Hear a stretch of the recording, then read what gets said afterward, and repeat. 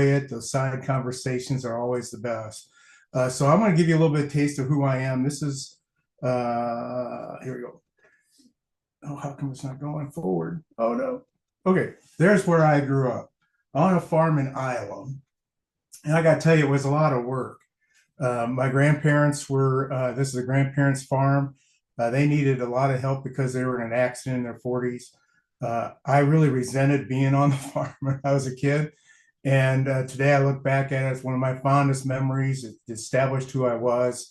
Uh, this is a picture of the same farm and the reason why I don't live in the snow anymore. So, all you folks up in Canada and everywhere else in the US there's snow. God bless you. So, I'm glad you endure. I can no longer endure that. You can see it's piled up to the top of the roof of our one of our sheds. This is us. If you want, this is my grandparents. They both came, their lineage, they both came from a small island. Their parents or grandparents came from a small island just north of Germany. It's kind of fun. They migrated back in the 1860s. And that's me right here. And when we get together, I'll tell you a lot of the stories of what I learned from these folks and what it means to me to be a part of that. This is my immediate family. Well, also another great stories. I won't go into it for time today, but this is the nucleus of my family. None of them are with me anymore. They're all passed away. My dad passed away at 65. I got great stories about that. My sister here passed away at age 38 of cancer, leaving a 13-year-old and a 7-year-old girls that my wife kind of became the surrogate mother to. We love them dearly. They call her Nana today. Uh, and it's really passionate drive for me because they really got effed up, if you can, by my French here a little bit, but or my whatever language that is. Insurance agent really screwed him up, and she died without insurance, which is one of my driving passions and why I still do this business, why I love it. Mario, when you delivered that death check, I know you were excited. I know really what you meant is how meaningful it was for you. Because when you deliver one of those checks, it just absolutely changes your whole mindset of what we do for families. And congratulations for you to finding that couple when they only had, or that person when they only had a small amount of money and made a difference in their families' lives. So I think that's a big driver for me as you go forward. I From there, let's see if I can figure out how to do this. Um, from there, I had a career with, like you said, IDS, American Express, doing financial planning. I ended up with a company called the Agons. I ended up doing 8 years or 9 years of merger and acquisitions. I was really blessed to have that opportunity to learn about what it takes to build a great company as you go forward on that. How to value companies and do things along that type of line as we go forward. So it was really an unbelievable experience. One of our companies we bought was Western Reserve Life. They ended up having a special product called Variable Universal Life, which was attracted a company called World Marketing Alliance. So I was the president of Western Reserve Life while we were really growing from 97 to whenever it started in 1997. Ended up acquiring the assets of that, moving forward without the founder, Hubert. Had the little cafe conversation with him outside a donut shop one morning. Said, I don't need you to come back to the office. I'm going to lock your door to your office. You can come in Saturday with me and pick up your personal items. And we're just going to go forward with the company called World Financial Group. So the experiences I've had in this has been 28 years. I've been in this little sector of our industry. I've been in the business for 38 years. In June, it'll be 39. So it's been a while. That's why I don't have any hair sometimes. I kind of wear the type of it. But I've never been more engaged or more excited than I am right now because most of my career, I was on the uh, carrier side. And no disrespect for carriers, it's kind of boring and stuck. We're on the distribution side. We're on the front lines of helping families in Canada and the United States. And nothing makes me more excited than that and helping you do that. And as we go forward, I look forward to whatever we can do, Frank, with you guys and making sure that we can grow this any way you want. I don't know where you would go. I can answer questions beyond that from there, but One of the things that happened, I'll tell you how I got here a little bit, Ryan. I always am curious, and I think that's one of my traits I hope I could pass on to you if you can. To always be curious about something new. I always was watching through my LinkedIn, and I saw this survey, and I knew it was a recruiting type or some sort of lead gathering survey. So I filled it out. I just wanted to see where it went, and ended up being with Ryan Tongs. And Ryan, Ryan, of course, was a former WFG person, and he kind of freaked out, I think, a little bit that I responded to it, and we had a conversation. That led to a conversation with Jamie Leanne. That led to me being a little bit of a fly on the wall at your last convention up in Toronto. I heard Mario and her great talk, and everybody from Maria and all that. It was just a wonderful time for it. And so I consulted with Jamie and Leanne for the balance of 2024. Two reasons why. One, I wanted to make sure that they knew who I was and I was a good fit. And I have never, over all those years, why I was a consultant for so long, Frank, is all these companies wanted me to join and have a position like this. And there's always something missing. There was always something I didn't think feel comfortable about really saying, here's the flag I want to go do and change the world. Because there's a lot of unfortunate or to bad things in our industry. And the mission that we're on to be able to rectify that, and why so many people are coming from other companies to us right now, is because of that. And that's one of the reasons I'm here, is that I think the mission that we have is heartfelt by the leaders. I think we have a tremendous opportunity. The programs that I won't go through, I could go through 100 of them, but it's just a wonderful place to be. So I'm very excited about this, being here and my role, and being able to contribute any way and everywhere I can to have this thing grow. We need to, I'm going to tell you this, my total and fixed objective is to 12x this company from where we were in 2024. Not 10x, not 8x. Let's go. 12x. Woo! In 5 years. So I'm looking for people like anybody on this call, and Frank, I'm looking for you to do the same thing. I'm looking for everybody to say, how can I help you do a 12x? Because that's where we need to be. Once we get 12x, we are in a ballpark that you cannot believe what will be impactful for us. And for every shareholder that's out there, it's going to be an amazing history and for the opportunity for us when we get there. Love it, love it, love it. Call the play, Jerry. Keep calling the play. Woo! I love that, guys. That's when I hear that, Jerry. I want to run. I want to move. Let's go. I ain't retiring anytime soon. And by the way, Jerry, I got a personal request. If you can do me a favor, not anytime soon, but whenever you can, I'd love to see what those 12x targets over the next 5 years need to look like for this company. And if you can get that in front of us, we'll run with that for sure. We'll make sure we share that and have that in front of everybody, so we know what we're going for. We know what we're doing. So I love it. Good. Folks, I love, did you hear what Jerry said? Be curious, Jerry. I love when you said that. I was talking to this young guy yesterday from WFG, and he's all like, but I'm happy here and this and that, and I don't even talk to you. And I'm like, dude, just aren't you curious? Aren't you curious at all? Just to find out? And I love that. The great Ted Lasso, if anybody watched that show, one of my favorites, said, be curious, not judgmental. Be curious, not judgmental. And that's a wonderful recruiting tactic, folks. Be curious, not judgmental. I love it. Great. Okay, Jerry, I got a question here. Folks, don't be shy to send some questions about, just more on the big picture type stuff, more on how to move forward. Please don't ask about contracts and, applications and product. This is more about, how do you make a shift, folks, from even being where you are right now to being that entrepreneur, being the person that you want to be, who delivers for you and your family and the life you're dreaming about. That's what you need to ask Jerry about. You ask Jerry about, how do we grow? What do we focus on? How do I get better? These types of things, okay? So don't be afraid. Type them in the chat. I've got a question here from Naira that I'm going to start with, and it goes like this. Naira says, okay, and this I think is a good segue from your intro there, Jerry. Naira says, and I know you've been asked this before, but I think it's a great question.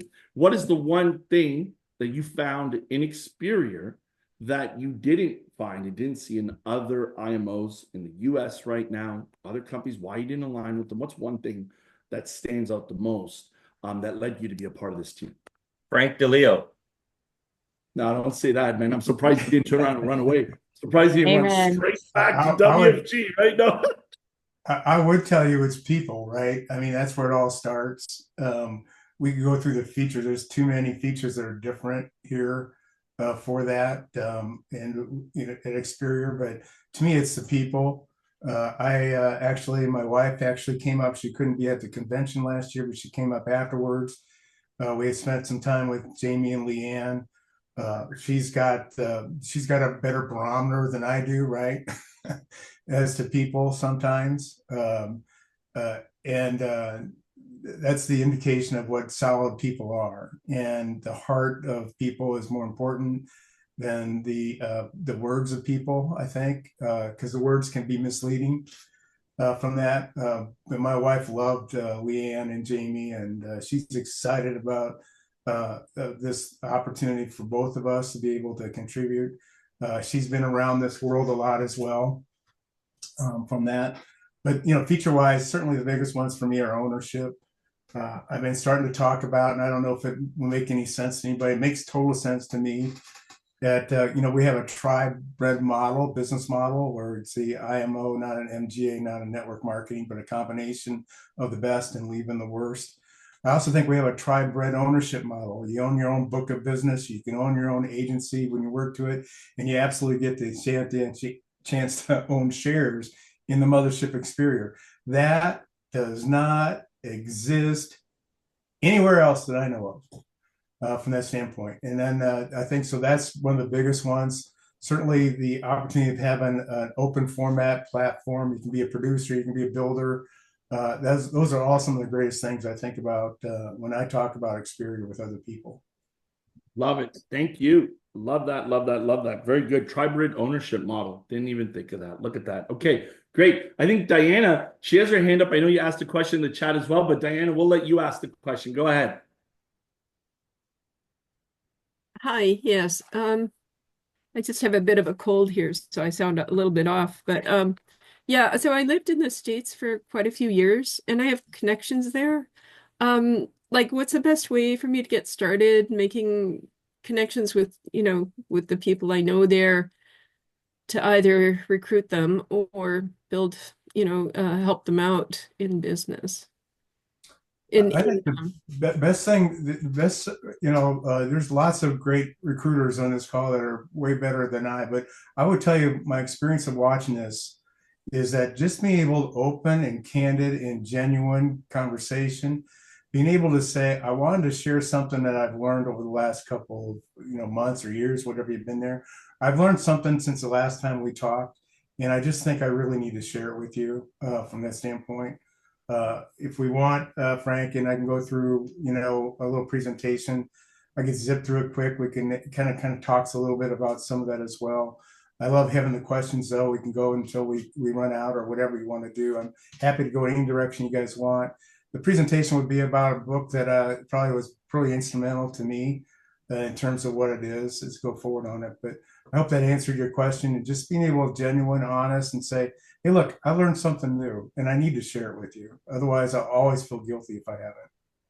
Love it. Love it. Very good. Jerry, why don't we do a couple questions and then how long is your presentation going to be? And we'll do a few questions and we'll jump into the presentation. That's fine. Hopefully, whatever you want. I'm happy to do whatever you guys want. All right. I know I've got a couple good questions here, so I definitely want to do that. Jason Murray's question in the group right now is actually powerful, and I want to share that one. Jerry, how did you grow your leadership each time you hit a plateau? So what'd you do to relaunch when you kind of felt stuck?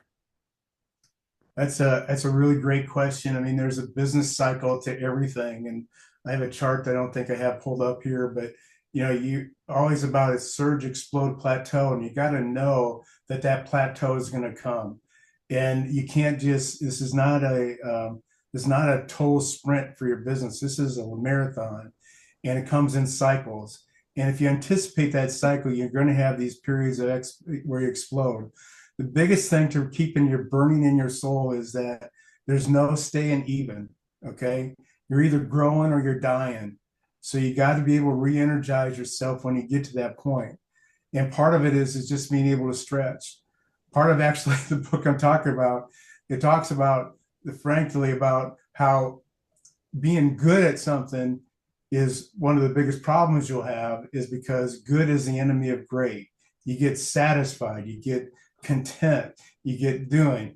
You got to be able to continue to stretch yourself and being able to move forward. One of the biggest ways I've found people in the past have stretched themselves is being at big events, whether it's the one you're going to have in Toronto or the convention or our trip to Mexico. Being at those type of events will expand your vision, be able to do it. Creating a new vision board, being able to say, okay, this is the new place I want to be. I want to buy an island instead of a place down south. Whatever it is, be able to have that vision, be able to stretch it. But know that that period of plateauing of your business will happen. It's a natural cause for it. So don't be freaked out by it, but just take that energy to take a big pause, take a big breath, redream, big dreamer, hang around bigger people that have bigger dreams from that, and go forward from there. Love it. Love it. Love it, Jerry. That's fantastic. I want to add one thing to that, guys. That plateau, that kind of, sometimes when you stall almost, it doesn't mean you're not working. It doesn't mean you're not still making money and recruiting and selling. It just might mean you're not doing this for a period of time, right? So when you do take that break and realize, all right, we're a bit of a lull here. How do we crank this up again? It doesn't mean you're still not working and making money and being responsible and doing things you're supposed to do. Remember that, guys. Okay. Can I add a little bit to that, Frank? I mean, what I've Sure. seen in Experior is you built it right. And I don't even think it's a lull or going down. It's your team starts just cranking at a nice little level, but you're not exploding again. And to do that surge, you need to re-energize yourself to do the surge, because if you stay at that too long, then you'll find yourself declining a little bit. Absolutely. Right on. Right on. Agreed 100%. Good. Okay. We got a bunch of questions coming in. I'm going to ask everybody, just please, for my benefit, just if you could just give me your question. There was like a long one there, and I'm like, where's the question? I'm trying to read it all and listen to Jerry, and I'm like, guys, just give us just your question, please. It would be very helpful. Barbara says, what are your recommendations for one who is fresh into this pool? I am learning, I am brand new to this. So what's your best piece of advice for someone who's brand new at this thing? Okay, I think I'm going to go right back to you. You're probably in a better spot to be a champion in this organization, and some people who are already here and content with what they have. I think the fresh activity you have, the excitement you have. So number one, find the excitement level, that why you're here is from that being. Always be excited. And energy like that is what's contagious. People will do that. Start to learn. If I was to do anything, I would ask you to really start to understand parts of our business, right? I don't want to worry so much about products and what that is. What we're really doing, our real opportunity, is helping introduce people to changing our lives by joining our organization and being able to talk with confidence about the fact that this is the only company that a guy like me or a guy like Frank or all the top leaders that have been around this thing forever, it's the only company they know of. And this reason they're here is because I actually get to own what I build.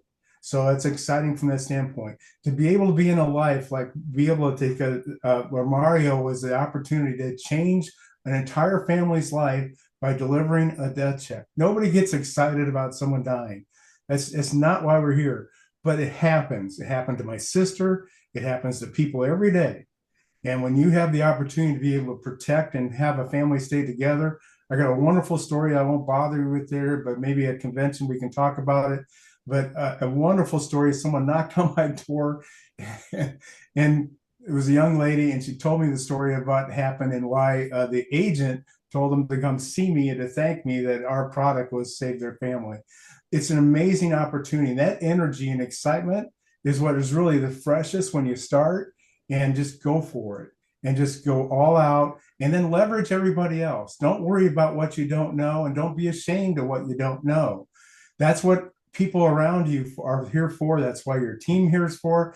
Kind of leverage. Someone was just talking earlier today on the good news where they wouldn't have been able to talk with the confidence and all the details of what Experior is about. And that's what that team's for. So leverage the people that you have, be excited, and then learn about our company first. so that you can really transfer that genuine desire while you're here. Love it. Love it. Awesome. Very good. Very, very good. Thank you, Jerry.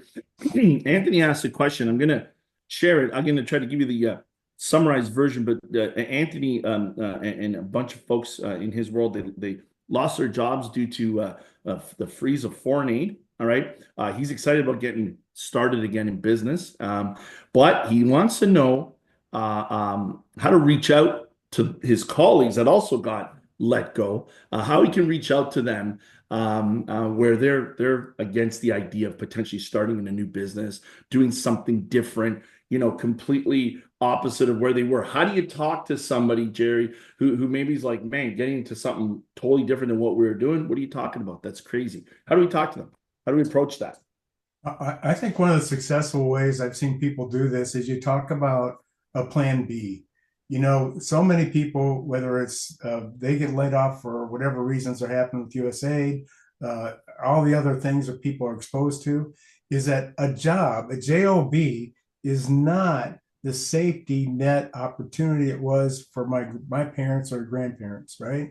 It's not.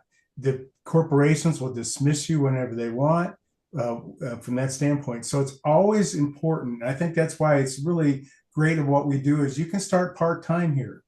You can start part-time and just invest the amount of time you want here at Experior to be able to have a plan B so nobody else is there.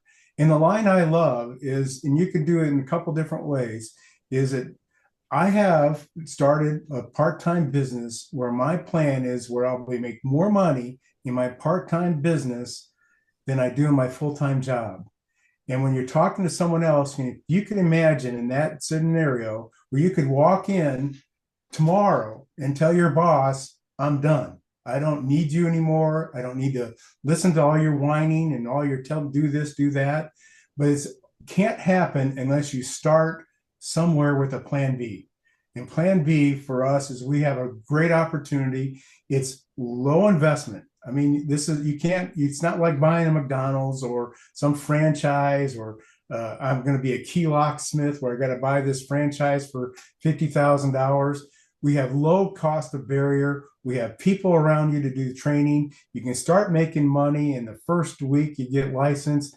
All this type of stuff. It's just the business model we have is perfect for people like that who have had a problem and have instability and their safety that they've always felt. That I used to work for the federal government. I used to work for a big corporation. All of a sudden they have a change in their strategy and I'm done.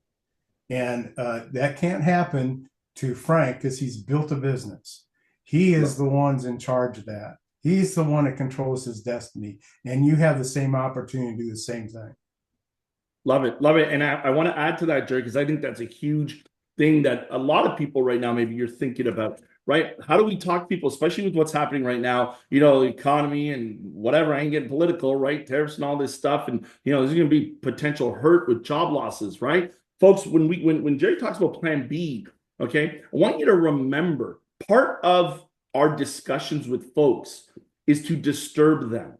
It's to disturb them in the sense that what is the future going to hold? What's going to happen? I love what you said, Jerry. One day you get to tell your boss, I'm done. I'm gonna say when I'm done here, not you, right? Because for most people, they don't have that choice. Wouldn't you want to have the power to have that backup, that plan B, that you get to dictate that, right? Because what's coming? What's happening? Right? What do the next 6 months, 12 months, 18 months look like in terms of your job security, right? So folks, we've got to disturb people, okay? And I want to add two more points. Anthony, you said something that, guys, I got to remind everybody here. You said in your post, you said, I know they need it. Folks, here's the deal. Okay? I'm looking for those that are looking for me, which means I want to work with those that want it, not just with those that need it. Sure, those that want it are also going to need it. But if you're looking for people or trying to only talk to people that need it because you're like, man, you need this, but they don't want it and they're not interested, you are only going to drive yourself crazy trying to chase and convince those people. You're not going to have fun in this business if you do that. So folks, that you got to work with those that want it, not just with those that need it. Okay. And the last tip I have for you, Anthony, which I think is probably going to be the most powerful, impactful way. Jerry, I called you Gary. Jerry's alluded to this. You got to be the example first. Some of the folks that come in where you're coming from or questioning it, go out in the next 3 to 6 months, go kill it, go make 10 grand a month, go make 15 grand a month, go kill it. And then all of a sudden now you're gonna be like, okay, now you're ready, let's go. Right? Be the example first, especially for the people around you in your warm market. That's what they need to see. Right? All right, let's go. We got some more questions here. Thank you, Jerry. That was awesome. Valab, and I'm sorry if I said that wrong. Great question. And Jerry, I would love to hear your perspective on this one. What would you say to people who say they're backed by Aegon? Who backs Experior? How many of you heard that ridiculous nonsense question, right? And I know what my answer is. I laugh when I hear that garbage. But Jerry, I want to hear your response to that. You know, hey, we're backed by Aegon. Who are you guys backed by? First thing I would say, I really feel bad for you. That's too bad. Yeah, exactly right. If they say, why do you say that? It says, well, and this is the truth, because I was there, right? I was president of the life company. My job at WRL, my fiduciary responsibility, my paycheck, my stock options, my everything depended on the decisions I made, right? Good or bad. The person deciding my decisions were good or bad was ultimately the shareholders of Aegon. They wanted their dividends. They wanted their share of the money. My decisions were based off of what makes them happy, not so much what makes the field happy. And I can't tell you how big that is. I mean, that is a major decision that when you're owned by an Aegon, or you're owned by Fidelity and Guarantee, whether you're owned by Integrity or Merilife or any other list of private equity money, they want their money. And the pie is only this big, right? If you think about a pie, I always talk about it, it's got 3 pieces to it. The economic pie of our business has 3 pieces to it. One slice goes to the client. One slice goes to the distribution. And one slice goes to the carrier, all right? And the carrier will always get theirs. That's absolute. So they're back and forth. That's where it is. Experior is debt-free. Experior is been here for 11 years. Experior has extremely high earnings right now for a company our age or size. And when we 12X this thing, it's going to be unbelievable. We do not have a boss other than you guys. My number one client, I'm going to just be candid. I haven't even mentioned this one to Jamie and Leanne, and I guess this is being recorded, so find out. My number one client in my mind is Jamie and Leanne. My number 2 client is Frank, Morrow, Darren, every top leader in this organization. I'm here for them to get what they want. And what they want is for you to win, because everybody wins when the very youngest person that we just talked about starts to win and get excited. That's where our decision focus is. We don't have someone to cater to. And I feel bad for anybody who's in one of those other organizations, because they're maybe in the right industry, they might have the right passion, but they're in the wrong team. And when you're on the wrong team and you wake up and you finally figure it out, you're going to say, crap. I spent years doing this. Yep. And now they're changing the rules on me. Yep. It's horrible. And I feel bad for people who are stuck there. Love it. Love it. Agreed, Jerry. Agreed. They don't bring value. They take money. They take money out of agents' pockets. They don't bring any value there. I agree 100%. Thank you. Frank, can I say a quick word? I was coming to you next. Sorry, my buddy Sean reference you. He's got his hand up. You know, Sean, buddy, nice to see you. I'm very, very, very happy you're here too. I'm honored, privileged. Folks, let's give it up for another champion part of the corporate team, our Chief BDM, Business Development Manager. I think that's still your title. I'm not sure if you've been promoted already or where we have. Sean, go ahead, buddy. You want to share? I just wanted to echo what Jerry said. And I remember my first call when I joined Experior and I was asked, why did you come to Experior? And the number one reason is what I love to echo every time I get up on stage. We are an organization built by agents, for agents, and owned by agents. That is the key differentiator, I think, between us and every other organization in the financial services industry. I think Oh, that's yeah. what I think that's what will define our ability to disrupt the industry. And as Jerry said, and Frank and Laval and anybody else, Eric and Mary, who are all on the ELC, I think you can all attest to the fact that every decision that we make at the director level always has only the best interests of our agents first and foremost. Every single thing we do, every morning when we wake up, that's all we're thinking about is what else can we do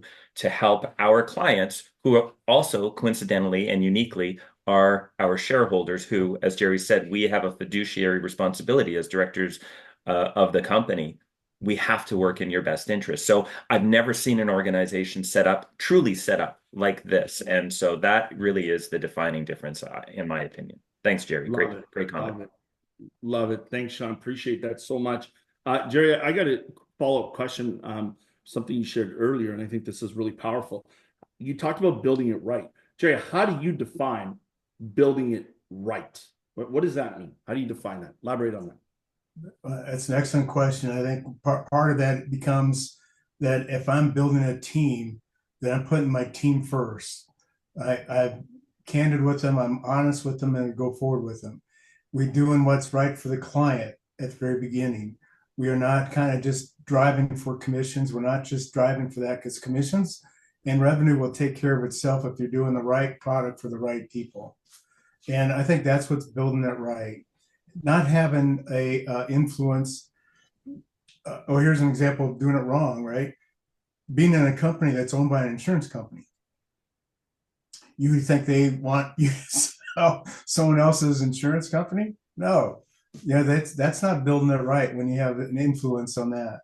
When we have total transparency of what our comp is and what we pay out, I mean, that's really a powerful thing on building it right from the corporate standpoint. But for you got to have confidence that you're doing what's right for the client first.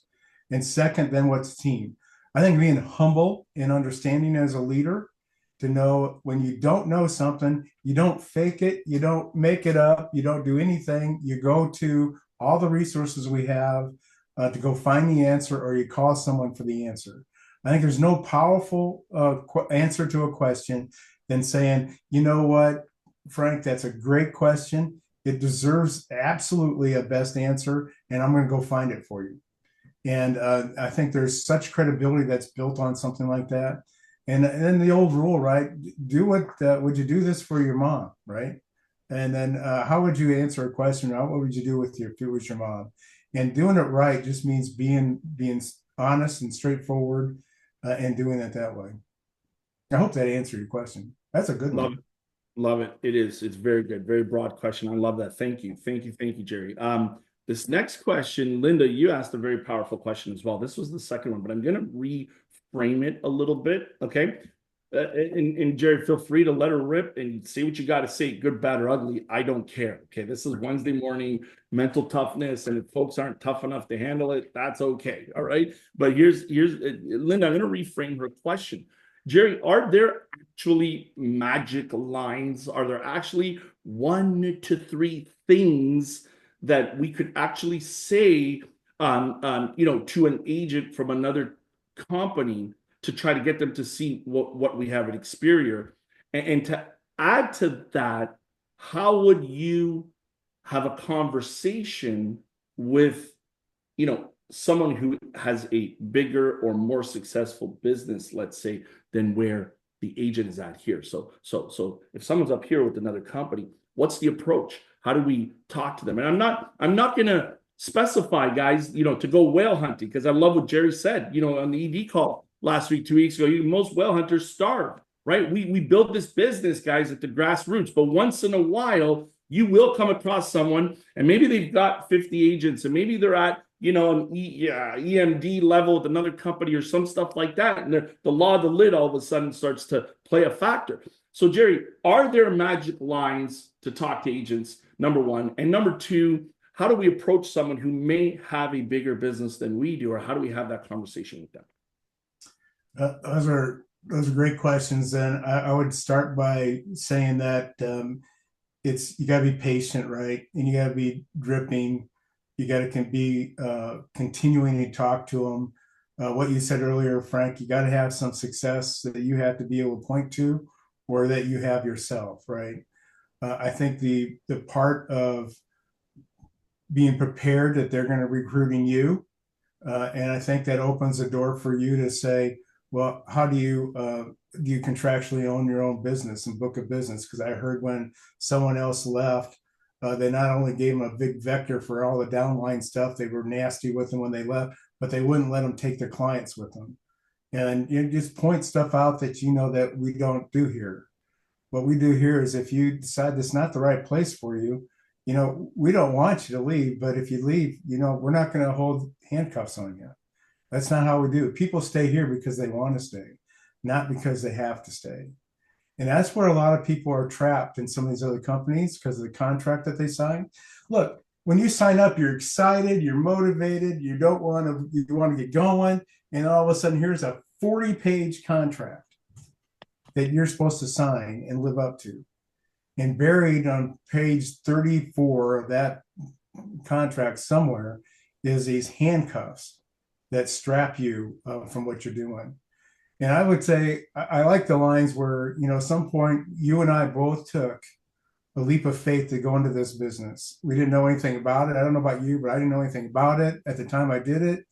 I just had this faith in the people I was talking to and the excitement level. And when I got going into the business, I found out I was on the wrong team.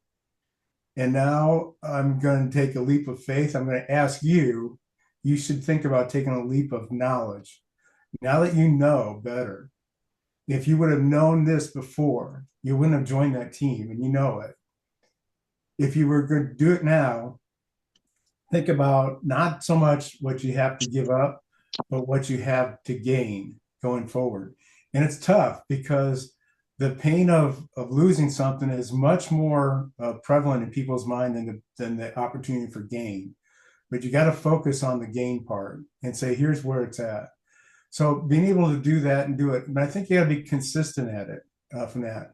If you're approaching someone with a bigger team, I think you got to use that to your advantage. I can't imagine the agony that you have being on the wrong team, struggled with a contract that doesn't give you all the opportunities that I have as I build. And we have big leaders right now coming over to Experior that are recognizing that and saying, enough is enough. I'm ready to go make this leap of faith and transition and do this in a place where I know that it's going to mean something for my family. I know that my kids can take it over. I'm contractually agreed to be able to sell my code number for 75% of what it does for 10 years. That's a 7.5 multiple, folks.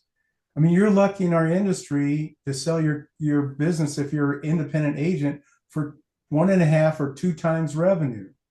And here you're getting 7.5 over 10 years. I mean, it just doesn't exist. So every point for point, if they're trying to recruit you, just ask, well, what does that mean for us? I mean, we don't have that problem. I mean, how do you deal with that personally?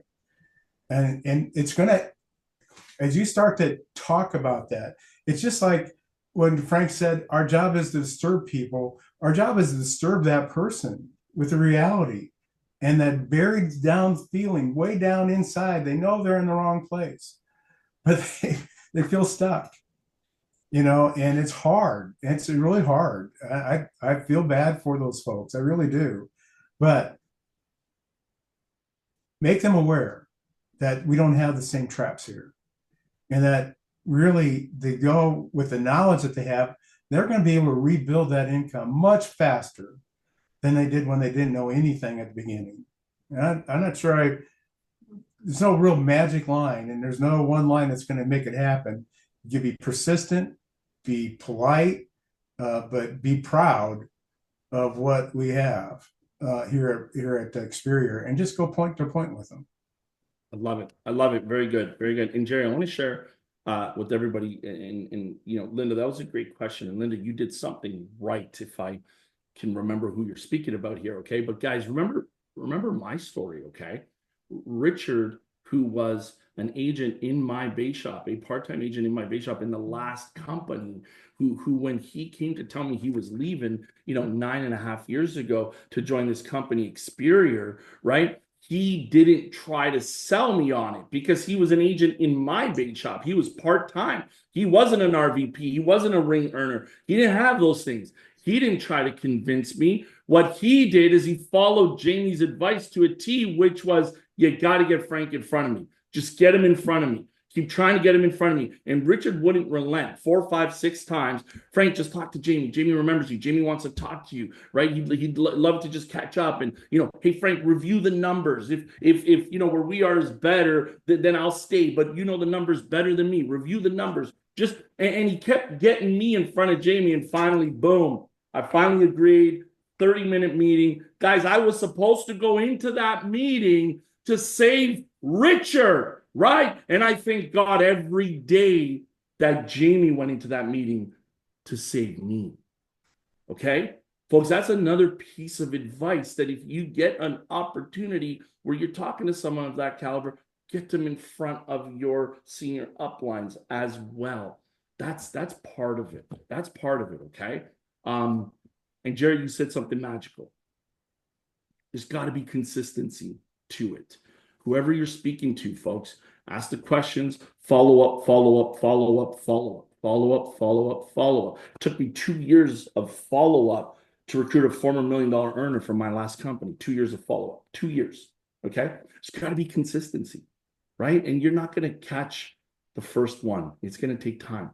All right. And that's a big part of it. So awesome. Good. Thanks, Jerry. One more question, Jerry, and then I want to allow you to give that PowerPoint presentation for everybody, because I think it's going to be very powerful. But Marvin asks a great question. And again, I'm going to reframe it a little bit. So Marvin says, what challenges do you personally face today, Jerry, in maintaining your own, mental toughness and maintaining your own positive attitude? So I'm going to reframe it a bit. Jerry, have you, over the years and today still, have you had doubts of, are we doing the right thing? Are we on the right path? What have you faced in terms of your own doubts and challenges, and what do you do to overcome those? That's a really good one, right? So I'll have to reflect on that a little bit. So doubts. Jerry, I have to respect my audience, and I ain't going to hold back on the tough questions. I hope you know that, right? That's a great one. So doubts. I mean, it's human nature to doubt, right? I mean, we doubt each other all the time, and one of the things I think you have to do is remain true to your passion. What is it you're really trying to achieve? One of I guess, to give, I hope this doesn't sound too weird, but I really do. I literally think about meeting my maker, and I visualize I visualize I'm there. He's on one side of a table, and I'm on this side of the table, and the table is this really long table. And the Lord says to me, He says, Jerry, here are all the gifts, all the opportunities, all the things that I presented to you and gave to you.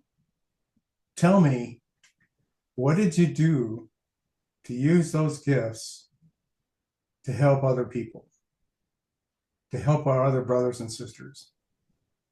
And I don't want to be sitting there and say, well, I went and played golf, and I learned how to hunt. I did this or that.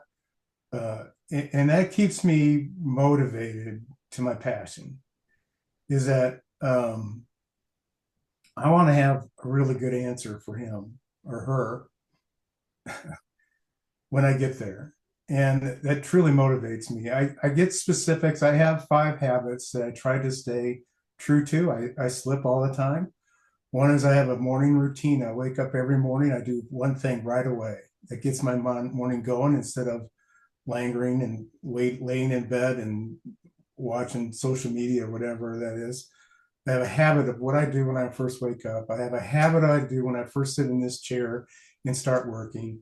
I have a habit, what I call prime time. And as before I got on this call, I did a little prayer for myself so that I could be clear, confident, and communicate with you as to something that might be able to be a difference in your life. So every prime athlete does a little routine before they hit a golf shot, before they serve the tennis ball, for whatever. And I feel like you and I ought to have the same thing. Before we have a really important something to do, that we have a routine that gets us in the mindset that we want to be able to deliver what we can. The fourth one, which probably is the most impactful one, if you want to start one, is I tried every day, and I don't do this all the time, but I try every night before I leave this office and go downstairs and enjoy my time with my wife. I try to plan a full day tomorrow. So I know exactly what I'm going to be doing, even if it's just a fluff to fill in something. It never happens the way it's scheduled, but I have a full day scheduled. So I'm not sitting here thinking, what should I do now? And the last one is the one that has the longest impact. I did a audit of a Harvard business class. I'll just share this with you a little bit. And it was on happiness at Harvard. It was 2.5 hour lecture, 13 of them. And I audited the whole thing. And it started out, people were saying, you're going to Harvard where you have, all these lawyers and bankers and doctors, and you're going to have a class on happiness. In I think it was 3 semesters, the word got out about this class so much. It was the #1 attended class in Harvard, and that's how to be happy. And one of the biggest things I took out of that class is gratitude. And one of the suggestions, Bental Shahar was the professor giving that class. He's got a number of books. But #1 is at the end of the night, you write down 3 things you're grateful for that happened that day. And over time, that being grateful for what happened, big or small, kind of builds on itself and creates momentum for you to be able to go through and maintain some activity for that. So I'm not sure, probably over breaking bread, we can talk about that more. But that's a great question. I love that question, and I hope that helps answer it a little bit. Love it. Love it. Great stuff. That powerful stuff. Thank you. Jerry, why don't we spend some time? I want to go into your PowerPoint. I've got a few closing questions that they are powerful as well. So let's do your PowerPoint for a bit, and then we're going to go into some of the questions. I don't have to do the PowerPoint if you just want to do questions. It's up to you. I'm fine with it either way. Guys, I'm excited just to hear what you got to say. Okay. Well, I'll fly through this, and I'm going to tell you again that I won't give it justice because of the time frame, right? And this is something, again, this is what happens when we get together. Instead of being camera to screen, we can be face to face, sitting around and talking about it. And that's what you need to make sure you and your team and everybody you can be at every event, whether it's Toronto, whether it's in Dallas, whether it's all the events that we have going forward. That's how you build a team, and that's how you get a mindset for it. So this is a mindset opportunity. So I thought I'd talk a little bit about how to become great. I got to be over here. I know that most people here are saying, I can't be great like Frank. I can't be great like Jamie. And I'm here to tell you, yes, you can. And I understand that you feel that way. Deep down, you understand I can't do that because he's too articulate. He's too experienced. He's too this. I'm telling you, the greatest leaders that you can think of, some of them are saying, I can't do that and I can't be a leader, but I'm telling you, you can. I can give you lots of examples. I'm going to skip all of them, but except for one maybe, but one of the top leaders that I know of, all he wanted to do when he came into this business was to pay off his credit cards that he bought some furniture for he and his wife when they were just starting out. Now he's making $1 million a month plus. And it just takes time for that from the standpoint. For those of you who have, I think I said this already, if you're already having some success, you got a real challenge because good is the enemy of great.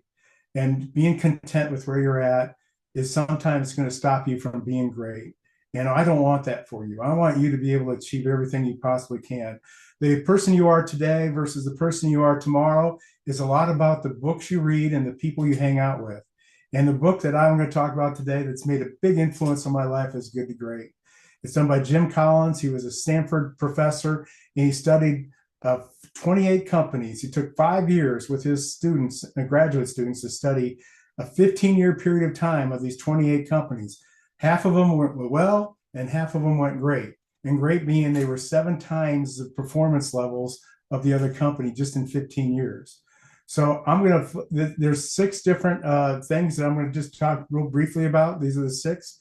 And what I want to do on this is I want to talk about how, even though this book was designed for a big corporation, I'm telling you, these principles will apply to you, and whether you're just starting this week or whether it's Frank, where you're at, like in all the years that you built, these principles can help you build up and do on. So what are they? Face brutal facts. What I mean by that is you got to have a candid assessment of where you're at. It's all about the numbers. Unfortunately, if you don't like numbers, this is not going to be good for you. But it's about the numbers. How many recruits you have, how many presentations you have, how many phone calls you make, how many of this all leads to that. And what kind of time commitment are you willing to make towards it? What does it mean for you personally? I want you to think about sharing your brutal facts with somebody, the ones that you really know deep in your heart. You got to be able to write them down, but not only the numbers you're doing now, but the goals that you have and the time you're willing to give up. I think this is what people miss.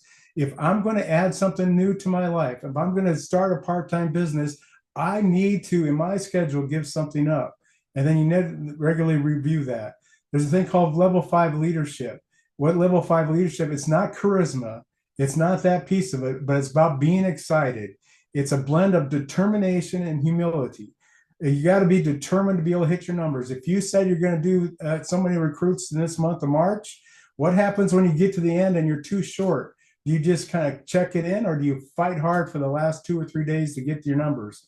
There's a lack of arrogance, but you're full of confidence. That question we had earlier, the more confident you can be on who this company is and what it can do for so many people, the better you're going to be as a great leader.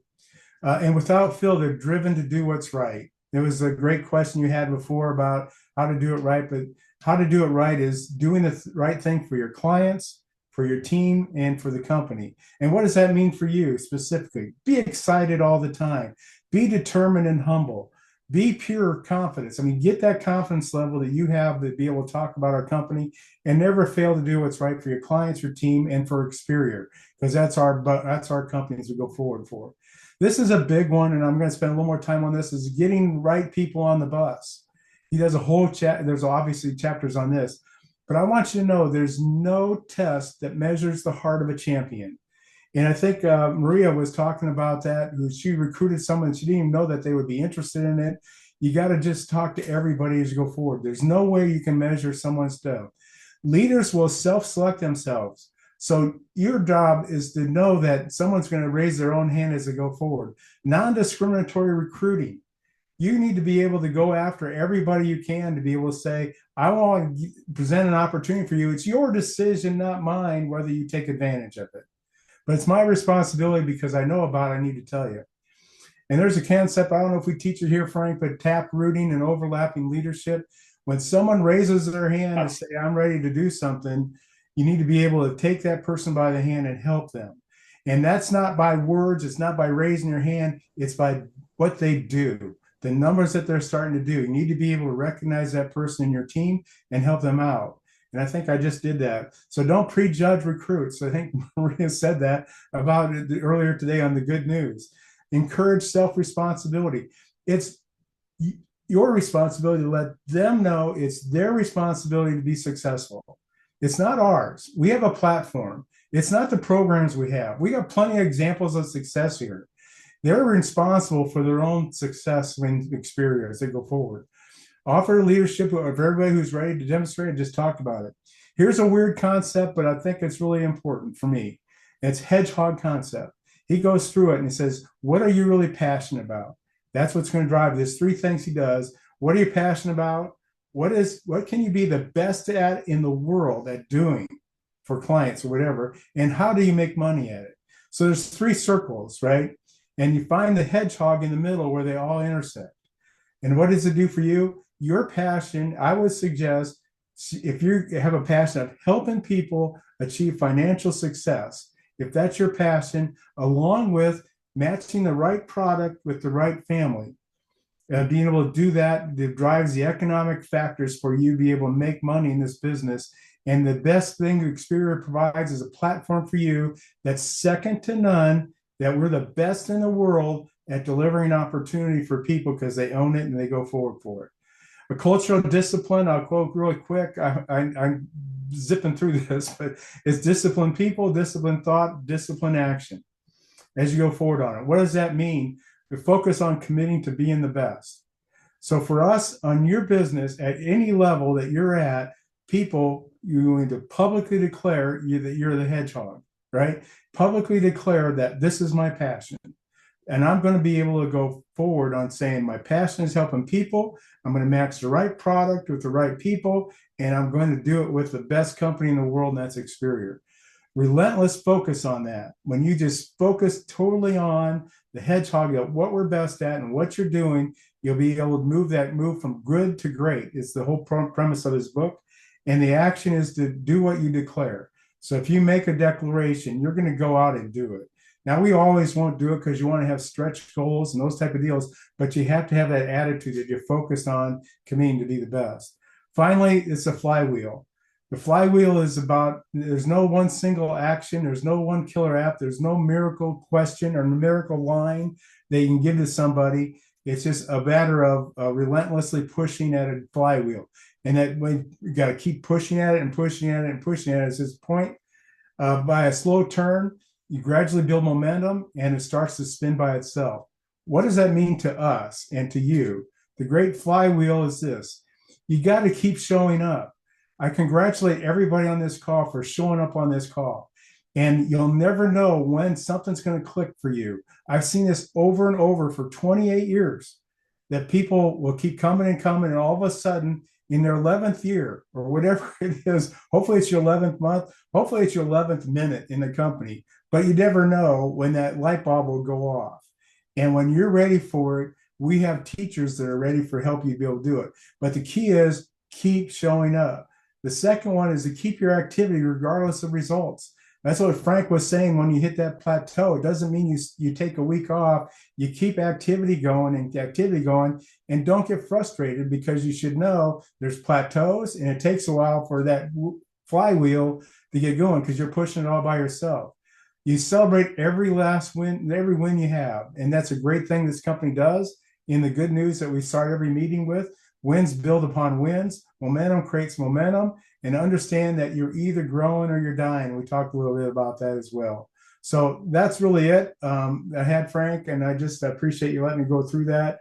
There's a lot more to that in my mind, obviously, but I really appreciate the opportunity just to share some of what I think has made a big difference for me is that book and being able to focus on things like that. Love it. And Jerry, I'm going to nominate you to get on the schedule to run the Leaders on Tap on Monday, on a Monday, and do that full elaborate PowerPoint on a Monday, because that was huge. And I can see how a lot of that, folks, can get unpacked. Okay. And I want to share that with everybody. I had a mentor of mine in the past once say to me that when you're told something, folks, especially in our business, like Jerry just shared, you'll say something, but there's still a lot more to it that you've got to think about and dwell upon, because a lot of this can get unpacked and we can spend hours and hours on. Okay, guys? So it's not just literal, sometimes, boom, just do this. There's a lot more to it that comes to it. And that's part of the journey. That's part of you growing. That's part of you taking Jerry's advice and going to order Good to Great. You know what, Jerry? I've come across that book 4,000 times in my career. I know folks have bought it. I've seen it sitting on people's shelves. It's right behind you. I can see it there, right? Like, it's right there. And I'm sitting there and I'm going, I can't believe I haven't bought it. I just bought it while you were talking. Amazon, boom, ordered, on its way to my house, right? Yeah, guys, there's more to what you're being told. You understand? You got to be able to see that. All right. Now, Jerry, I got a couple great questions, really, really good questions. I'm just going to let you know if you need to take a little coffee break, we're going to work you for the next half hour. Okay. Oh, Jerry, I love you. I'm so happy you can laugh with me because I'm such a jackass so many times. But I got a question. I got a question from a senior executive director, Ayodeji Adeyemo. This was a great one. He sent this in, and then I got another great question from Rich Claypool. I think the answers are going to be very similar to both questions, so I'm going to ask them both at the same time. Okay. Ayodeji says, whoops, let me find the question. I just had it up. He used the link. And here's what he said. And I'm going to ask both because I think they're both going to have very similar answers. Ayodeji asked, how do I become a force to be reckoned with in this industry? And how do I attract? I love the word. You said the key word there. How do I attract big ballers? Okay. So I was saying, how do I become a force to be reckoned with in the industry? And how do I attract big ballers? And then Richie Claypool asked another great question. He says, and I think the answers are going to be similar. He says, I'm an ED with a team of about 40 agents. What's your advice to get over 100 as fast as possible? He said by the year end, but he should do it in the next 3 to 6 months. So how do I get to over 100 agents in my team? How do I become a force to be reckoned with? How do I attract the right people to my business? I think, Jerry, those kind of all fall within the same category. I think there's a couple things that jump to my mind on that question. Number one is one of the reasons why I really have enjoyed, I can't be here every week, but I do kind of sneak on this call that you do for mindset and mental toughness. I think there's skill sets that you have to develop, right? One is your mindset. And that's probably the biggest and most important one in my mind, is what you have as your mindset. Number two is we do need to develop your relationship and sales skills from that standpoint. And that's a whole nother set of being able to do it. And then the third one I would recommend is you guys start making sure you understand what it is about the difference about being in business versus being an agent. So if you really want to be a force, you need to really start thinking about yourself as a real business person and being able to track your business as it is instead of just being an agent. And what does that mean? That means you're really focused on the numbers. You're focused on some planning process, like you said, by the end of the year, and what you want to be in the end of 26, what you want to be at the end of 2030. And writing down goals and putting them down in front of you is something that goes subconsciously start working on you to be able to go do it. On the skill sets, there's just tons of skills. I have a whole session I would love to do sometime if anybody is interested on questions, the importance of how to ask questions. The words, if you ever follow Chris Voss and how to ask the no question. If you haven't done that, you ought to really think about some of the powerful things. Human nature says, I'd rather say no than yes. So ask the question where you want the answer to be no, right? So I have a whole series on that. We could do at some point from there, but you need to develop those skills. You need to become someone that you want. And one of the best ways of doing it is finding someone you want to be, or you admire, and try to emulate the pieces that is that person. Always have to be genuine to yourself. You cannot fake that part, but you can always add to it. One of the things that really propelled my career was I went to my boss, Pat Baird, and he was the CEO of the Aegon Americas. And I said, and this was early in my career, someday I want to be a division head. And I want to be Jack Kenny, or I want to be, Schlossberg. And I said, I don't have to be that. If I don't do it, it's not going to bug you about it. But it changed the course of what I visualized, what I wanted to be. And I started hanging out with them and learning what they do and how they do it. And I think that's that hanging around people and the books you read from that stuff. So you got to grow, because if you're stuck, or if you're where you're at, you can't keep doing the same things you're doing, because you're always going to get the same result. You got to be able to grow and move forward on it. So reading the books that you want, whatever the forces are. I tell you a couple things. So talking about books, I mean, this is one of the original ones. This is a great book. I think many of you probably read it, Think or Grow Rich. Can't tell you how to do it. It looks like it's backwards. But I was gifted this. Actually, I think the person that gifted me, they didn't know I gifted it to me. I just took it. But this is one of the original ones of Think and Grow Rich, and I try to do that. I really do try to read some books duplicate times in a year. And this is one to know confidence about who our company is. And is it backwards? This is Jamie's book, and really is not Jamie's book, but it's Frank's book, it's Morrow's book, it's Darren's book. The stories that are in this book will tell you who the heart of this company is. And being able to take it to the next level, to be able to do something, you have to be able to talk with confidence. I call it talking downhill, not talking down to people, but talking downhill with confidence. When you're walking and hiking and you're going uphill, it's a struggle. You're always thinking about what I need to say or what I need to do, what I need to do. I got to think. When you're going downhill, it's a piece of cake. You already know what you want to say and how you're going to say it. And that's the confidence you have and be able to do it. So you be able to internalize books like this, Think and Grow Rich, be able to expand it, be able to move forward. When you're talking about, I can't remember the other question, oh, the big guys. I think when you were talking about recruiting someone or attracting someone, it's all about your personal success at whatever level it is, right? You can say, I've never had the opportunity that I believe I could go so far, so fast where I'm at. The other part that I'm just throwing a bunch of stuff as it comes to my mind, so it's not very well put together, but another part is this. Knowing what you know today about Experior and what it means to you and your family, taking a personal responsibility to say, I owe it to other people to at least let them know. How horrible of a feeling would it be if someone you know or you talk to, you didn't share this story to them about what's going on in Experior and what's going on in your life and what it means to you.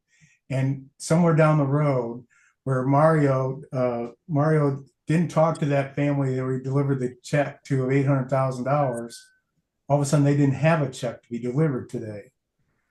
The difference that makes for people, your responsibility, it's almost a responsibility and a duty for you to go out and share it. And that's that where Maria said, undiscriminate, not judging who you talk to everybody about it, to be able to do it. You got to light yourself on freaking fire, and you got to go for it before someone else gets to these people. And you got to have this urgency and saying, I've got a story I need to tell you. And like Frank said, you got to be persistent. Some of the bigger guys will take 1, 2, 3, 4 years, hopefully not that long, but somewhere they're going to wake up. And you got to hope that they wake up and realize they're on the wrong freaking team. And it's going to be painful to switch teams, but in the end of the run, for your family, for your kids, for your grandkids, they're going to be thankful that you took the pain to switch to the right team. I have no idea if that helped you guys, but that's my first reaction to a great question. Jerry, I think the biggest part of that is that it is about personal growth. Our businesses grow when we personally grow. That's the theme of the message, guys. And that applies to everybody here. And by the way, talking about your book, Good to Great, don't get comfortable.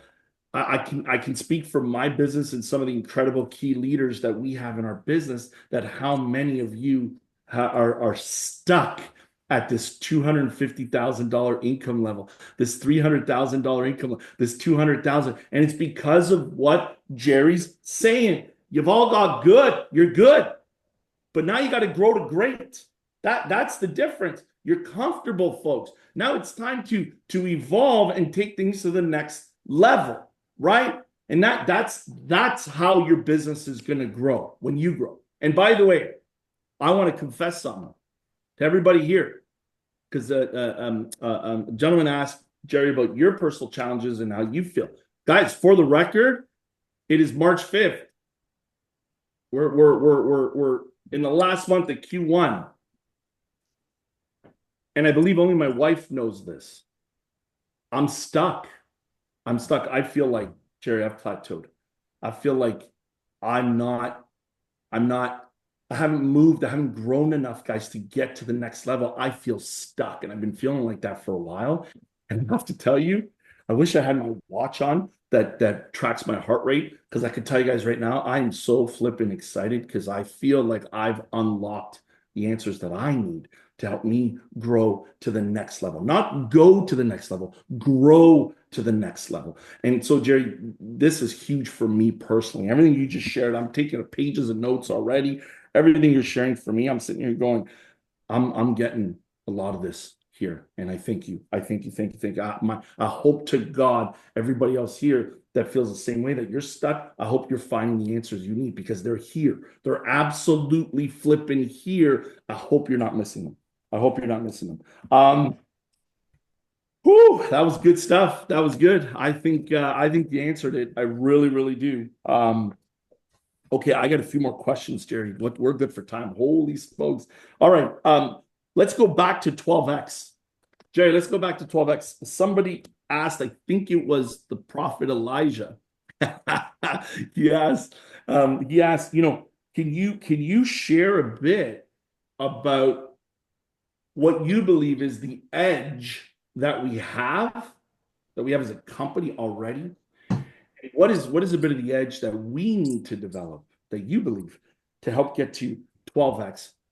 And what does that look like for you as a company? Fast forward 5 years from now, we hit the 12x. What does that mean? What does that look like? Paint the picture, pretend we've arrived, right? It's March 5th, 2030, and we've hit the 12x. What does that look like today?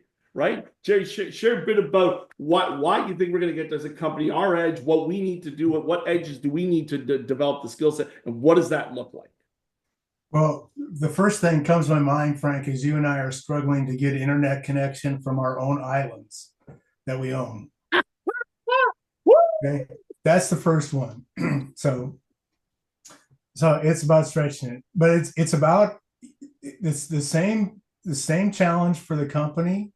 Is the same challenge that you have, Frank, is the same challenge that the gal who said she just joined this week has, and that is to go wide and go deep. And what we need to do on 12x on the company is we're going to continue to bring in more breadth of opportunities, whether it's owning more pieces of the puzzle of what it is to be a financial service company. We might have our own actuarial firm. We might have our own insurance company. We might have a reinsurance company. We'll have an RIA. We'll be broad that way. But more importantly, we're going to go deep into what we have. We're going to stay in the main lane that we have, and we'll never lose focus on who we are. And that's one of the most important things that I can tell you right now, is to stay in our lane and focus on what it is. Whatever lane you want to pick. I know Ryan Tongs has a different lane than Darren or whoever those names are, whatever. But stay in the lane that you have that's within the lanes of an Experior, and you'll drive toward that 12x. And the 12x looks like your team is going to be the size of this whole organization. Well, we got 300 and some odd people on today. That will be your EDs. I mean, those are the things that you got to start dreaming of and thinking about. Something that's ridiculous. Something I call I can't remember what book it is, but it's called Big, Hairy, Audacious Goals. I mean, big ones that that you're going to go out and do.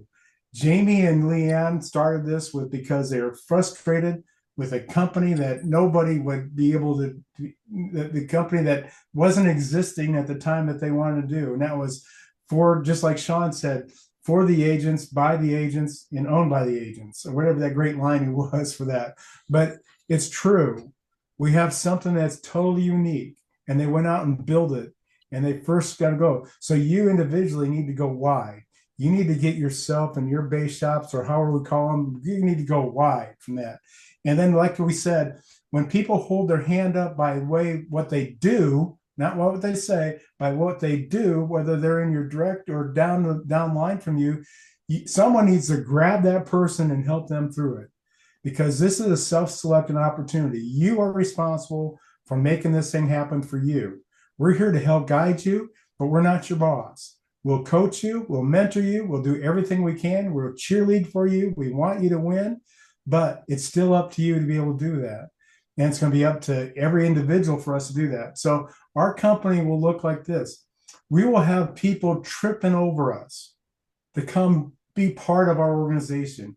We'll even be more selective than we are today, and we're pretty selective on who gets to be in our channel and our platforms, but we'll even be more selective on who gets there. We'll be able to have unbelievable opportunities for anybody to be able to come, whether they want to be personal, building teams, whatever it is. It will just all explode from that standpoint. And I think we'll have an organization that people know. I wrote this as well the other day to someone that I absolutely believe, that there will be authors like Jim Collins writing books about Experior, and not us writing books about ourselves, but real serious academics looking at what made this company great. What was the key factors of it? What were the people that did it? There'll be whole chapters about Frank and Morrow and Darren and Ryan and everybody who goes. If you're going to really just step up and be the 12X, then it's opportunity for you to be able to be part of that huge story. I think there'll be a case study, and this might not sound like a big deal to some of you, but it's huge to me. I think there'll be a case study in Harvard about our company where people learn about how to structure something right instead of wrong. And they'll be comparing it just like Jim Collins did in Good to Great. They can compare us to other companies and why they didn't exceed and why they failed when we were successful. And we have all those attributes right now. And we'll continue to expand your opportunities as you go forward. But the biggest one is, I think, is got to be a picture is each one of us needs to think about what would be an unbelievable lifestyle for us, and creation of that, and visualize it as strong as you can as to that island over there is owned by, Morrow. This island over here is Frank, and that great big one over there is Jamie and Leanne's. And, that's a type of opportunity that exists here at Experior.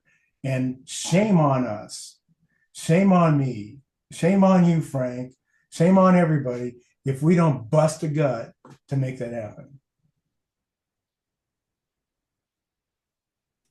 Love it, love it, love it, love it, love it. Oh my goodness. That's it. Okay, two more questions, Jerry. Two more. These are two big ones. I get the last one, by the way. This is coming from Tristan, and I love this. This is a great question. Jerry, you might have to think about this. Jerry, does one particular critical lesson in your career that you've learned, does it come to mind? And is it something that you could pass on to agents who are building a business, to leaders that are here building a business? We're talking to business leaders here today. What is a critical lesson that you learned in your career, Tristan, Jerry, that you could pass on to the business leaders here on the call? One stands out. I don't know if one stands out. There's lots, right? I had a lot of people come to me over the years and look for mentorship as to they had an opportunity to be in this department or that department. They said, "What should I do?" And I said, "What do you want to do?" And he said, "I want to do what's best for the company." And at some point, I would always tell them that what's best for the company is what's best for you. And I think the biggest thing that happens is that we all can get behind the mission of the company. We can all get excited about, what's here for us and what's been created for us. But I think one of the things that really has to happen for people is you really got to focus on what's best for you. And being able to think about what's best for you and your family and saying, that's really what I'll focus on. And if you answers are the same answers that we have here aligned in our mission statement at Experior, you'll find yourself on the right team, in the right industry, in the right place so that you can achieve every goal and you can ever imagine is sitting here in front of you to be able to go get it. And I think just having that mentality, every once in a while, you got to be selfish. You got to just say, damn it, I'm sick and tired of where I'm at. If it's $500,000 K, if it's I'm just doing $2,000 a month. I'm sick and tired of it. And being selfish about this and saying, okay, I don't want to be trailing Frank anymore. I want to be in front of him. And whatever it is, being selfish and be able to go for it. I think you have to do that every once in a while. And I know that I talked about being humble and being a leader today a little bit and all that type of stuff. And I think that's all important.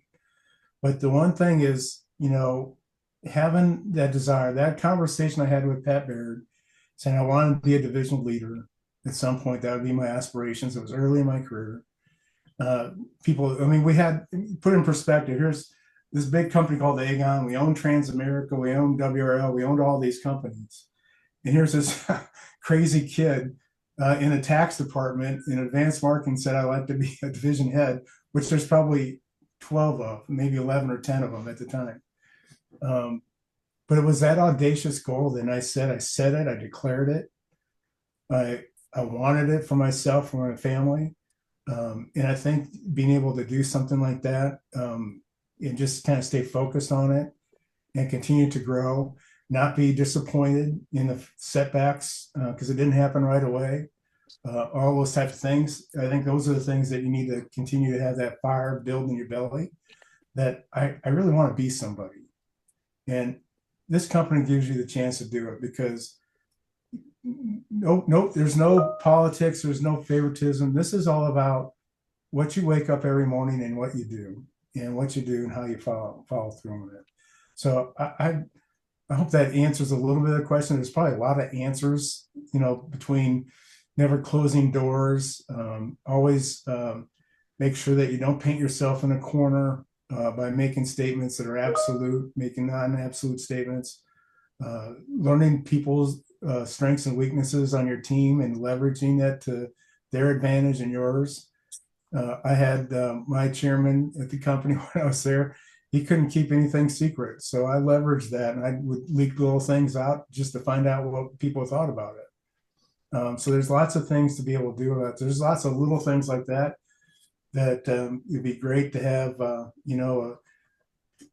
little conversation over coffee or beer or breakfast or whatever at convention. I'd be love to have little groups like that. That's what happens. And that's candidly, I tell you, more than anything else, that's what I've seen people's lives change when they have the opportunity to have those type of conversations at those kind of events. Unbelievable. Jerry, I'm so happy you said that. That was my Jerry, that was my talk, my closing talk at the convention last year, was being more selfish. And I've said that, and folks, just to elaborate on that for a few minutes here. I think ego is misunderstood in our world today. We hear people talk about ego's bad, and there's books written, ego's bad, and this and that, and so on and so forth. That's not true. It's actually not true. Okay, ego means I. And folks, if you're an egomaniac or you're egotistical, that's a problem. No doubt about that. But some of you, Yair, need to step up and grow a set of, little bit more courage, a little bit more ego, because you need people to say to you, who the heck do you think you are? Who do you think you are to want to go out there and change the lives of tens of thousands of people? Who do you think you are? Folks, some might say, oh, that's ego. No, it's not. That's mission.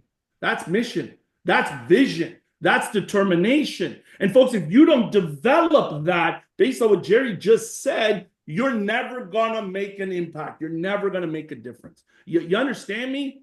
Jamie and Leanne were told, hey guys, we have not been able, and I don't think we ever really will, we have not been able to paint a picture. You could take Jamie, Leanne, Frank, Morrill, Vahl. I'll throw, who else do we want to throw in there? The early folks, the Rayons, the Davids, the Neelas, the Michael Hunter.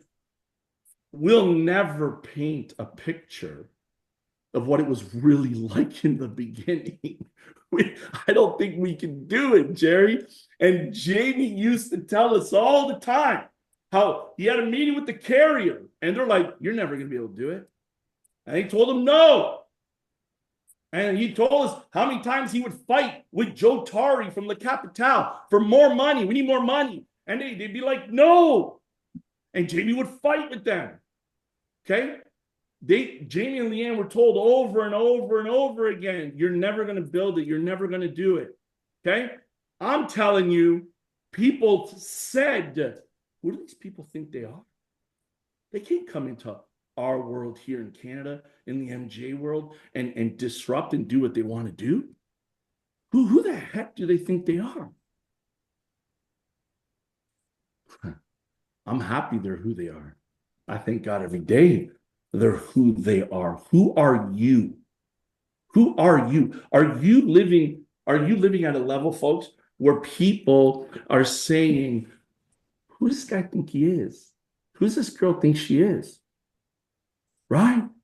See, folks, that's you being a bit more selfish. And I'm going to give you the reason why you can do that. You ready? Because the work we do at Experior is so good and so powerful and so needed, not just from the client perspective, but from the agent perspective, that we need some of us to have more guts, to grow that selfishness. You understand me? Because if Vahl or Zach or Brenda or whoever's on this call, Chrissy, Balaj, if you guys get out there and build that 1,000 agent team, Anna, and if you get to 2,000 and 5,000, do you understand how many people's lives have flipping changed because of that? Do you guys understand this? I don't think you do. I don't think you do. Okay? Jerry, I have fun. Guys, I have so much fun looking in our hierarchy and taking like the top 100 earners in my hierarchy. I don't even know what our wage. I told Jamie last year we had like a payroll in FML from me down, not including Mauro and just me down. We had a payroll of something like over $6 million last year, right? We took a year. I took the average income of the top 100 earners, and it was well over six figures. Sitting here going, wow, we just helped create over 100 six-figure jobs and positions, right? How are you looking at things, guys? Are you worried about what someone's going to say about you? Really? Get over it. They're going to say something about everybody. What did the great Art Williams used to say? If you don't want nobody to talk about you, don't get around and doing anything. But folks, we need people to be more selfish.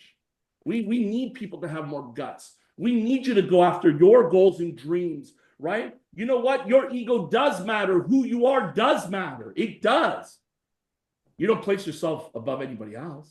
And that's the beautiful thing about Experior. Folks, you look from Jamie, Leanne, you look at the board, everybody, Sean, Sheldon, Jerry, Heather, everybody, Nathania, everybody down, senior leaders, Mauro, Darren, Juan, Andrea, Adiola. You look at everybody. There's not a single person who walks, talks, and acts like they're better than somebody else. There's not a single one of them. That's what makes this flipping company so special, so good. All right? I love that, Jerry. That's such a big flipping deal for me, because let me tell you guys real quick, and I'm going to ask you my last question, Jerry, and then we're done. I used to worry. When I look at my first 5 to 10 years in this business, I used to worry about what everybody would think about me.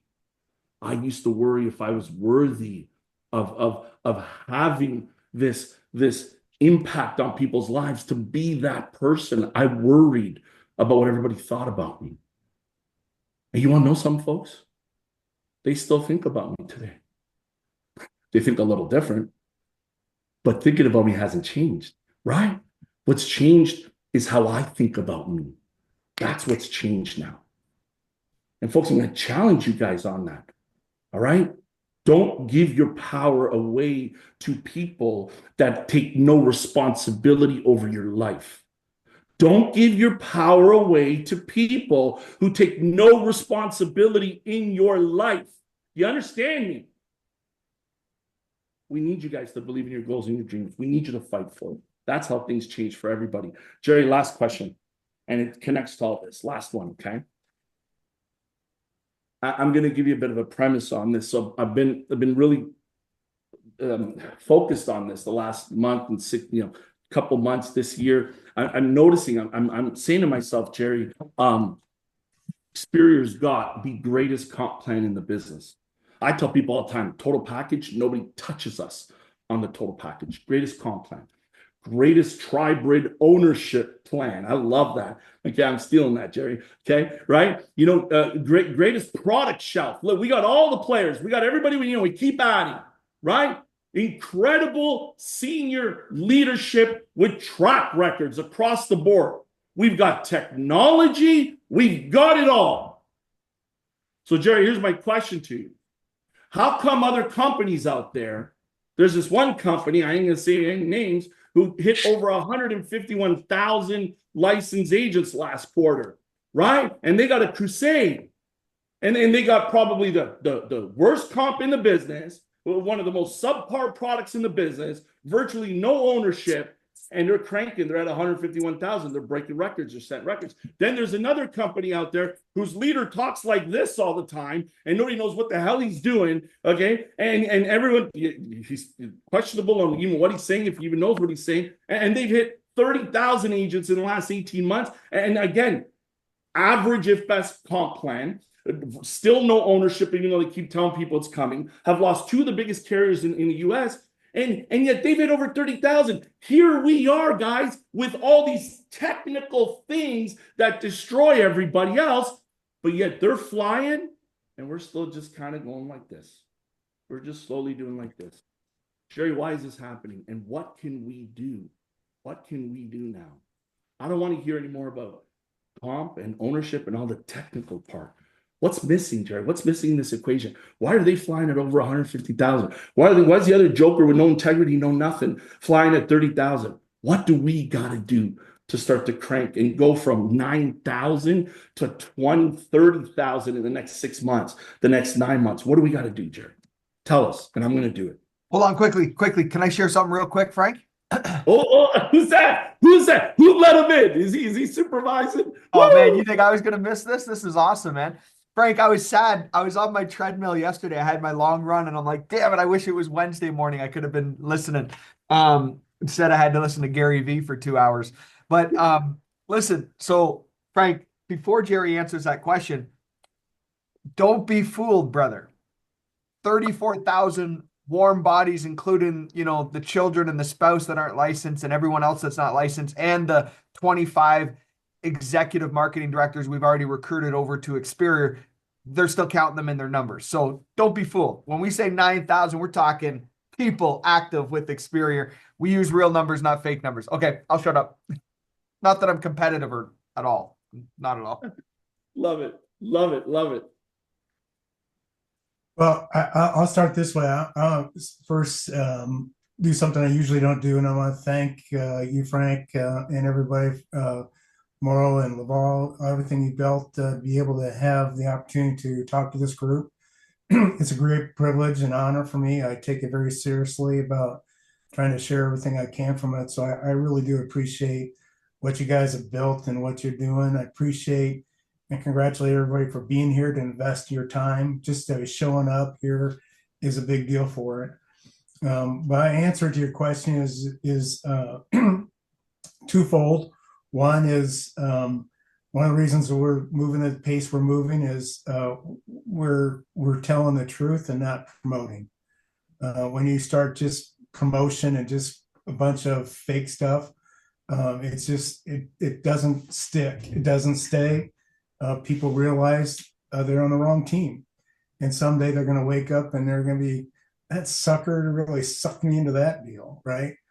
The other one that is probably more in our control is that those companies are getting to people faster than we are. And we need to pick up our speed. We need to pick up the confidence level we have and be able to do that. And it's just a matter of us, sharing the opportunity, sharing it on social medias with all the tools that the company provides, sharing on every confidence level that you have, that I have a responsibility to share this with people. There's a wonderful chart by another book back here of Chet Holmes. He He's the guru. Whenever Warren Buffett bought a company, his partner Charlie Munger would send this guy into that company and they would 10x their sales. And he would say this, and keep this in mind. I think this is why it's important for this question, is if you had, I wish I had it up, but if you imagine a pyramid and it's got groups of it, 30% of the people inside this pyramid are never going to do what you want them to do in this business. They have no interest.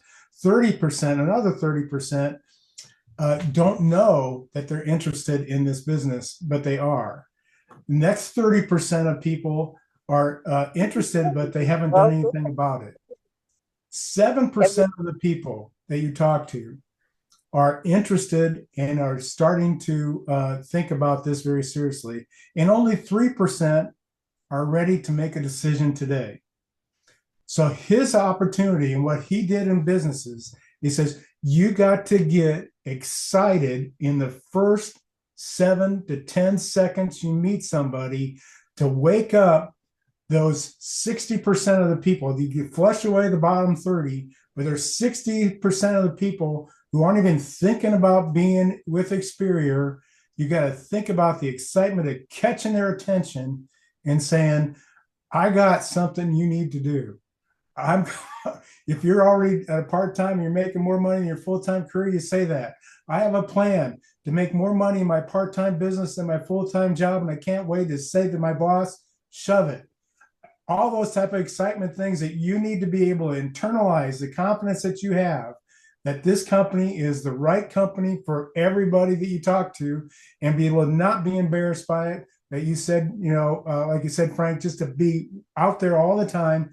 We got to get to people before those other people start blowing smoke up there, you know what. So that to me is what we need to do. We need to all catch on fire, to be able to go out, and it's a race a little bit to get to those people and be able to tell them the truth. Love it, love it, love it, love it, love it. Thank you, Jerry. I love it. And folks, we know what we got here. We know the goodness of Experior. We know the truth about what we have here, right? And folks, make no mistake. I don't for a second feel that joker with that last company or these other guys have anything better than we have. Not for a split second. But Jerry nailed it, guys. Keep telling the truth, but we've got to start talking to more people about where we're going, what we're excited about, and come join us on this mission. That's the difference. They're talking to more people. They believe in what they're offering more than we do. That's it. That's all it is. Because folks, at the end of the day, if you truly believe with everything in you that you're going to come here and it's 12 to 18 months, 24 months, you're going to make 100, 150, 200 grand. You're going to build a business here where you get to fire your boss, impact people's lives, buy the island. Like Jerry said, Jerry, I got something new to put on my vision board now. I'm going to picture myself on the island. Okay, right. But if you believe these things to be true, then why are you not sharing it with more people? And I ain't talking about posting it on your social media and sitting back and going, okay, I'm going to wait for them all to respond now. No, folks. I love it, Jerry. It's a race. It's a race, guys, and we need to start getting in front of more people. If this thing is as good as we say it is, and we know it is, and it is, we need to talk to more people. That was the point. That's the difference. Those jokers out there believe in what they're doing, and they're talking to more people. They're winning the race right now. All right? That's the that's the vision. That's the mission, guys. Okay? Kristen, do you have something quick? Because I wanted to wrap up here. Is it fast? Super quick. First of all, I'm so glad to be back here. I felt like, because I'm on Darren Golka's team, you two are friends, rivals, etc. But it was Darren that told me to get back in your meeting. So I just wanted to say I love that. I also think massive action, constant correction is important. You have to fail and be willing to fail. But take us out on this one, Frank. I've never, ever heard you ever say that you were stuck. That was a very moment. Can you tell us what it's like to be stuck where you are and like what you're planning to do? That was so shocking that you actually said that. Thank you. I thank you, Krista, for bringing that up. Folks, we're all same. Everybody here's the same. There's doubts. There's getting stuck at all levels, different levels. Okay, Krista, I'm gonna say this. Number one, I thank God every day that I'm stuck at 100 grand a month of income. Thank God for that part, because it makes a lot. keep smiling while I'm stuck. You know what I'm saying? And you guys got to get your butts there. You got to get there, okay? But listen, folks. Listen, Kirsten, listen. It's very, very simple. I'm stuck because I feel as if my influence, my help, where we want to get to, the work we want to do, is just it's kind of just leveled off a little bit.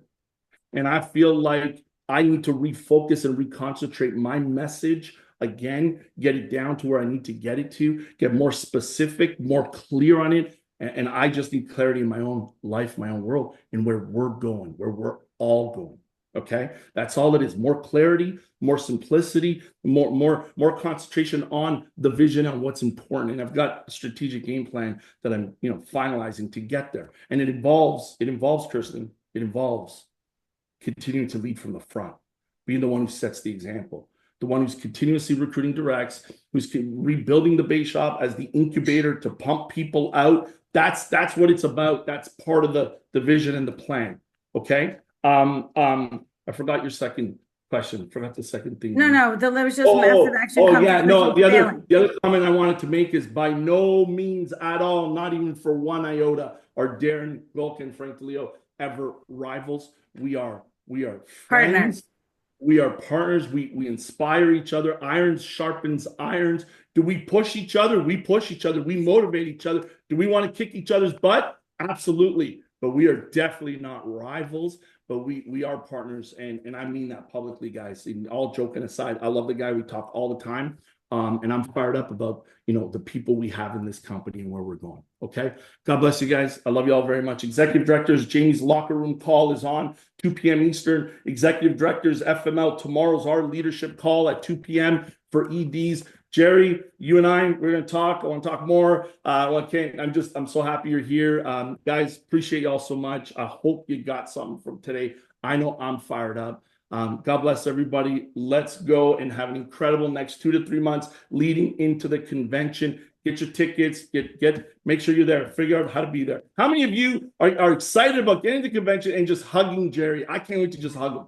I want to hug him. I want to be in his presence, in his orbit. I want to feel. I want that. I'm just that alone is getting me excited about being at the convention. Love you guys. God bless. Woo! Fired up. Thank you, everybody. Have a beautiful day. Thank you so much, Jerry.